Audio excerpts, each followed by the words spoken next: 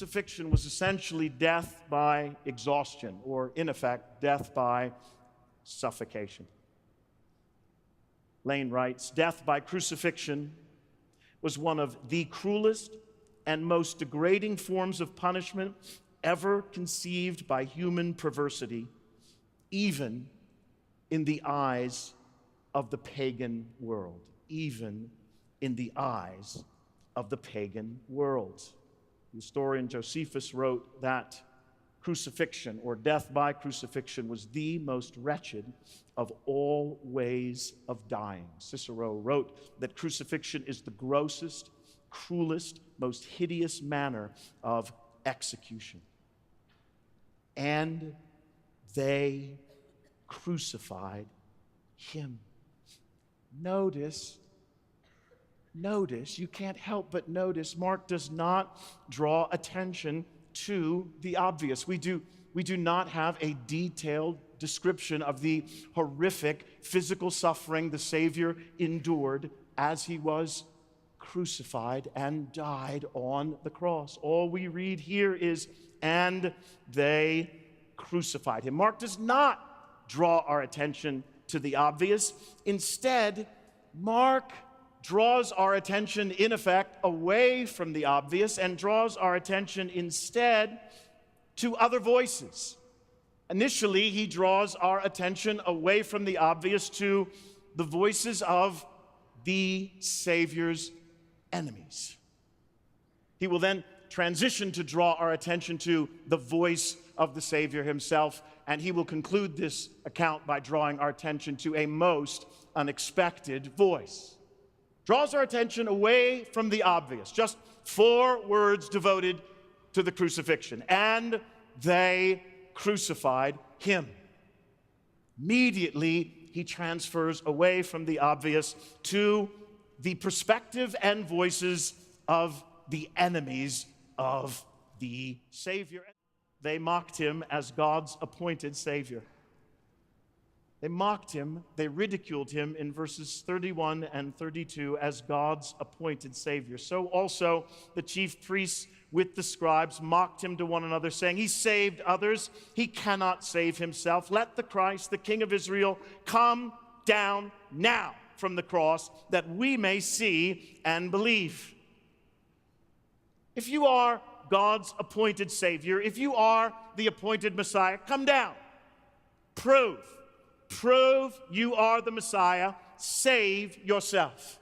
These words of ridicule, these scornful words, actually revealed a profound truth.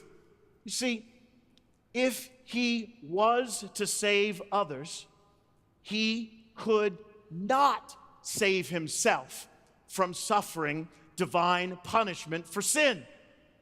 Precisely because he refused to save himself, he was able to save others. Donald English writes, "What they taunt him for not doing, saving himself, is precisely so because he is doing what they ridicule, saving others. He could not do both."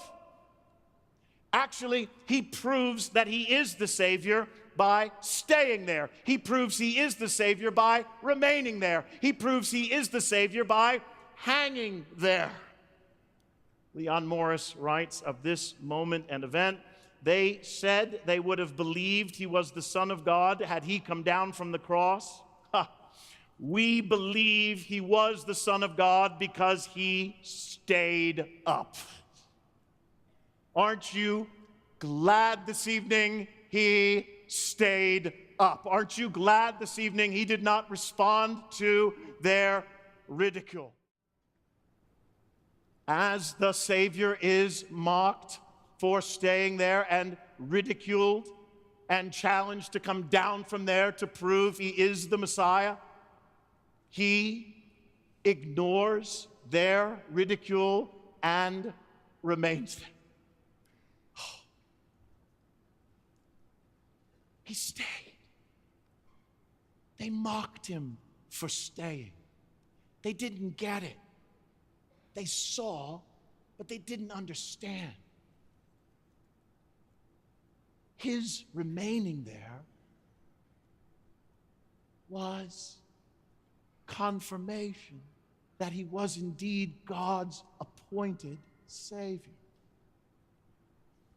They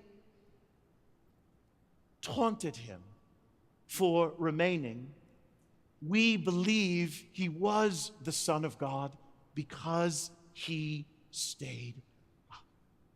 Oh, I am so grateful this evening that he stayed. Aren't you glad he stayed? Aren't you glad this evening that he did not come down? What amazing grace. They were right.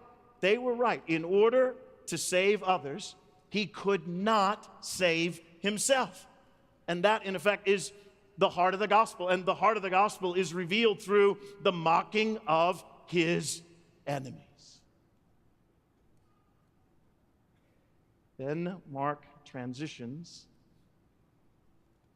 to the voice of the Savior. In verse 33, the voices of his enemies all subside. And now we hear only the Savior's voice. We hear his words. We hear his voice. We hear his cry from the cross, revealing the uniqueness of his person and uniquely revealing to us why he died.